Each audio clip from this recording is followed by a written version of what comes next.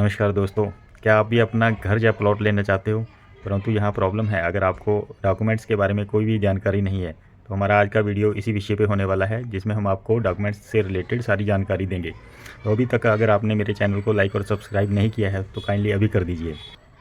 तो इसमें सबसे पहले है, जब आप प्रॉपर्टी को सिलेक्ट कर लेते हैं, चाहे वो प्लॉट है, चाहे वो फ्लैट है या मकान बना है, अगर आपने उसको सिलेक्ट कर लिया है, तो सेलर से आपकी डील होने के लिए आप जब उनसे मिलते हो, तो सबसे पहले सेलर टोकन अमाउंट की डिमांड करता है। तो ये टोकन आपने देना है, कितनी अमाउंट का होना चाहिए। ये टोकन अमाउंट 1 से 2% तक वेरी करती है। मिनिमम 1% तो होती ही है प्रॉपर्टी वैल्यू की, जितने का आप डील करने जा रहे हो। और आपको कोशिश करनी चाहिए जहाँ तक संभव हो सके कि जो इनिशियल पेमेंट्स हैं सारी की सारी चेक के द्वारा करी जाए। तो चेक के द्वारा करी गई पेमेंट्स रिकॉर्ड में आ जाती हैं, और अगर बाद में डॉक्यूमेंट्स में किसी प्रकार की कमी पाई जाती है, तो वो पेमेंट आप रिफ़ंड करवाने के लिए सेलर से एलिजिबल हो। तो जैसे ही आप टोकन मनी सेलर को पे कर देते हो, तो उससे आप डॉक्यूमेंट्स प्रॉपर्टी के मांग लीजिए। दो डॉक्यूमेंट्स है जो आपने इनिशियल स्टेज पे ही मांग लेने हैं। उसमें उसकी पुरानी जो रजिस्ट्री हो रखी है उसकी कॉपी मांगिएगा, और एक लेटेस्ट फ़र्द की कॉपी मांगिएगा। ये दोनों सेलर के द्वारा आपको प्रोवाइड करवाए जाएंगे। टोकन होने के बाद आप सेलर से टाइम ले सकते हो, 7 दिन, 10 दिन या 15 दिन, जैसे भी, कि हम दोबारा बैठेंगे एग्रीमेंट टू सेल के लिए। तो इस पीरियड के दौरान आप उस प्रॉपर्टी की वेरिफिकेशन करवा सकते हो कि जो रजिस्ट्री उन्होंने कॉपी आपको दी है और जो फ़र्द आपको दी है, वो वो प्रॉपर्टी उन्हीं के नाम पे स्टैंड कर रही है। ये वेरिफिकेशन आप तहसीलदार ऑफिस में जाके करवा सकते हो, वहाँ पे प्रॉपर्टी का रिकॉर्ड रहता है। यहाँ पे एक बात ध्यान देने योग्य है कि अगर प्रॉपर्टी के ऊपर किसी प्रकार का लोन चल रहा है, तो आप सेलर से पहले ही पूछ सकते हो। अगर उसने बता दिया है तो ठीक है, अदरवाइज़ आल्सो फ़र्द की कॉपी जो आपको प्रोवाइड करी जाएगी, उसमें पटवारी खुद मेंशन कर देता है कि इस प्रॉपर्टी के ऊपर लोन चल रहा है, ये मॉर्टगेज है with so and so bank, उसमें बैंक का नाम लिखा होता है। इसके बाद सेकंड स्टेज आती है एग्रीमेंट टू सेल साइन करने की। एग्रीमेंट टू सेल जब बनाया जाता है, तो उसमें कम से कम 25% की पेमेंट बायर को करनी पड़ती है सेलर को। एग्रीमेंट टू सेल एफिडेविट के ऊपर बनाया जाता है। वो एफिडेविट की वैल्यू डिपेंड करती है प्रॉपर्टी की वैल्यू के ऊपर। जब एग्रीमेंट टू सेल बनाया जाता है, तो उसमें सेलर बायर का पूरा नाम, पिताजी का नाम, उनका रेजिडेंशियल एड्रेस, और सेफ्टी के लिए आजकल आधार नंबर भी डालने लगे हैं, उसमें प्रॉपर सटीक हो जाता है कि यही सेलर और यही बायर हैं। एग्रीमेंट टू सेल में क्लॉजेज मेंशन करते समय प्रॉपर्टी के नंबर डालना बहुत ज़रूरी है। ये नंबर रजिस्ट्री से कॉपी किए जा सकते हैं। जो नंबर रजिस्ट्री में डले होते हैं वही ऑथेंटिक होते हैं, वही एग्रीमेंट टू सेल में भी डालने चाहिए। अगर हाउस नंबर है या प्लॉट नंबर है, कोई स्पेशल एरिया है, तो उसका जिक्र एग्रीमेंट टू सेल में करना चाहिए। नंबर्स में खसरा नंबर, खतौनी नंबर और हदबस्त नंबर, ये 3 नंबर होते हैं ये जो एग्रीमेंट टू सेल में डलते हैं। इनको रजिस्ट्री से ही कॉपी करके same as it is agreement to sale में डाला जा सकता है। उसके बाद बायर को ये देखना होता है कि जो रजिस्ट्री है उसमें सेलर का शेयर कितना है, कि टोटल शेयर उस प्रॉपर्टी के कितने हैं, और सेलर जो शेयर आपको बेच रहा है, क्या वो उस शेयर को बेचने के लिए ऑथराइज्ड भी है या नहीं है। अगर तो प्रॉपर्टी सिर्फ उसके नाम पे है, तो वो फुल्ली ऑथराइज्ड है। अगर प्रॉपर्टी उसकी वाइफ या फादर या किसी और फैमिली मेम्बर के साथ में है, तो उन दोनों पार्टियों के साथ ही आपको बैठ के agreement to sale deal sign करनी चाहिए। और डील करते समय एक क्लॉज एंटर कर लेनी चाहिए एग्रीमेंट टू सेल में कि इस प्रॉपर्टी के ऊपर कोई भी मुकदमा नहीं चल रहा है। और अगर बाद में किसी स्टेज पे जाके ये पता चलता है कि इस प्रॉपर्टी के ऊपर मुकदमा चल रहा था, जिसकी वजह से सेल कंप्लीट नहीं हो पाई है, तो जो सेलर है, जितने पैसे उसने बायर से अभी तक लिए हैं, उसको फुली रिफ़ंड करने के लिए लायबल रहेगा। ये क्लॉज डालनी चाहिए। एग्रीमेंट टू सेल में total value of the property जिस पे आपकी डील फाइनल होनी है, वो ज़रूर डालनी चाहिए। जितना पैसा आपने टोकन मनी के रूप में दिया गया है, वो माइनस कर देना चाहिए उसमें से, उसको अकाउंट फॉर कर लेना चाहिए। किसी भी तरह से कर सकते हो आप वो।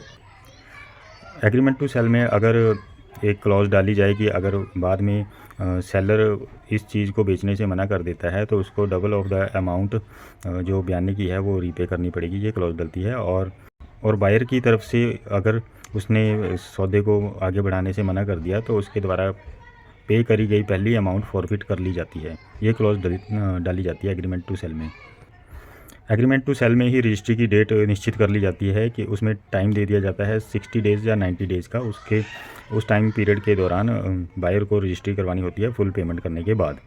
जितना जो टाइम बायर को मिलता है उस टाइम में वो प्रॉपर्टी की वेरिफिकेशन करवा सकता है, और उसके ऊपर कोई लोन चल रहा है प्रॉपर्टी के ऊपर तो वो भी सेलर को इसके बारे में रिटन इंटीमेशन दे सकता है कि इसकी आप पेमेंट करवा के नो ऑब्जेक्शन सर्टिफिकेट मेरे को रजिस्ट्री के टाइम से पहले चाहिए।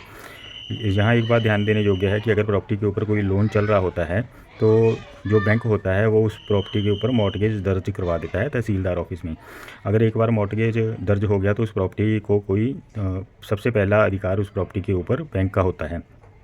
अगर सेलर ने प्रॉपर्टी का लोन पे कर भी दिया है और बैंक से एनओसी मिल भी गया है, उसके बाद भी तहसीलदार की रिकॉर्ड्स में उस लोन को की एंट्री को कैंसिल किया जाना होता है। उसके बाद एक फ़्रेश फर्द इशू करी जाती है जिसमें उस लोन का जो पहले से जिक्र किया जा रहा होता है जब वो लोन होता है उसको हटा दिया जाता है। कई केसेस में ऐसा भी देखा गया है कि जो बायर होता है वो लोन को अपने नाम पे ट्रांसफ़र भी करवा लेता है। अगर उसने प्रॉपर्टी खरीदनी है और उसने भी खुद प्रॉपर्टी के ऊपर लोन लेना है तो वो अपने डॉक्यूमेंट्स बैंक में सबमिट करके वो लोन जो पेंडिंग लोन होता है वो अपने नाम के ऊपर ट्रांसफ़र करवा लेता है। तो सबसे लास्ट में आती है रजिस्ट्री का दिन, जिस दिन प्रॉपर्टी आपके नाम पे ट्रांसफ़र होनी होती है। तो उस दिन सबसे पहले आपको एक लेटेस्ट फ़र्द ऑब्टेन करनी है जिसमें चेक कर लीजिएगा कि जो प्रॉपर्टी है वो सेलर के नाम पे ही रजिस्टर्ड है, और दूसरी है उससे ओरिजिनल रजिस्ट्री की कॉपी वो ऑब्टेन कर लेनी है सेलर से, और उसके नंबर मैच कर लेने हैं। जो आप नई रजिस्ट्री टाइप करवाएंगे उन नंबरों के साथ ये नंबर मैच होने चाहिए। तीसरा है भार मुक्त सर्टिफिकेट की मांग करेंगे आप, तो वो भी आपको प्रोवाइड करवाया जाएगा। उसके लिए जो खर्चा आता है वो बायर को सहन करना पड़ता है। लेटेस्ट जमाबंदी की कॉपी भी चाहिए होती है जो रजिस्ट्री के लिए ज़रूरी होती है। जमाबंदी एक ऐसा डॉक्यूमेंट होता है जिससे कि सेलर से भी पहले पुराने 20 साल का रिकॉर्ड पता लग जाता है कि ये प्रॉपर्टी प्रेजेंट जिसकी आप डील करने जा रहे हो एट प्रेजेंट जो सेलर है उससे पहले कितने व्यक्तियों ने उसको ख़रीदा या बेचा है, उन सभी की डिटेल पुराने पिछले 20 साल का सारा रिकॉर्ड जमाबंदी में आ जाता है। और उसमें अगर कोई बैंक लोन भी प्रॉपर्टी के ऊपर चल रहा होता है वो भी डिपिक्ट हो जाता है, उसको मेंशन कर दिया जाता है। अप्रूव्ड प्लान जो होता है, अगर सोसाइटी का मकान है तो उसमें अप्रूव्ड प्लान की कॉपी लगेगी। और अगर आप प्लॉट परचेज़ कर रहे हो और वो एरिया गमाडा से या किसी ऐसी संस्था से, लोकल एरिया डेवलपमेंट अथॉरिटी से अप्रूव्ड है तो उसकी अप्रूवल की कॉपी भी साथ में लगाई जाएगी। पूरे अप्रूव्ड प्लान का मैप जो अप्रूव्ड हो चुका होता है उसकी कॉपी भी साथ में लगेगी। और अगर आपका घर बन चुका है, उसमें फ्लैट है या मकान है, तो उसका नक्शा, उसका मैप, इंडिविजुअल घर का भी और पूरी सोसाइटी का भी, दोनों की अप्रूव्ड कॉपियाँ लगती हैं रजिस्ट्री के लिए। उसके बाद बायर को ये चेक करना होता है कि उस प्रॉपर्टी के ऊपर कोई ईडीसी चार्जेस, डेवलपमेंट चार्जेस कोई पेंडिंग तो नहीं है जिसकी पेमेंट सेलर ने करनी थी लेकिन अभी तक नहीं करी गई है। अगर मकान में पहले सेलर रह रहा था तो उसके बिजली का बिल अप टू डेट और पानी का बिल अप टू डेट और प्रॉपर्टी टैक्स, इन सभी की पेमेंट हो चुकी है या अभी कोई पेंडिंग है। अगर पेंडिंग नहीं है तो इसके जमा की रसीदें बायर सेलर से मांग सकता है।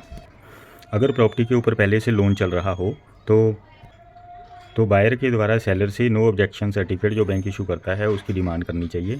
उस डिमांड के बाद अगर वो प्रोवाइड करवा दिया जाता है तो सेलर की ये रिस्पॉन्सिबिलिटी है कि वो उस प्रॉपर्टी के ऊपर मॉर्गेज को हटवा के दे तहसीलदार के ऑफिस में भी, क्योंकि उनके रिकॉर्ड में भी ये मॉर्गेज चढ़ा होता है।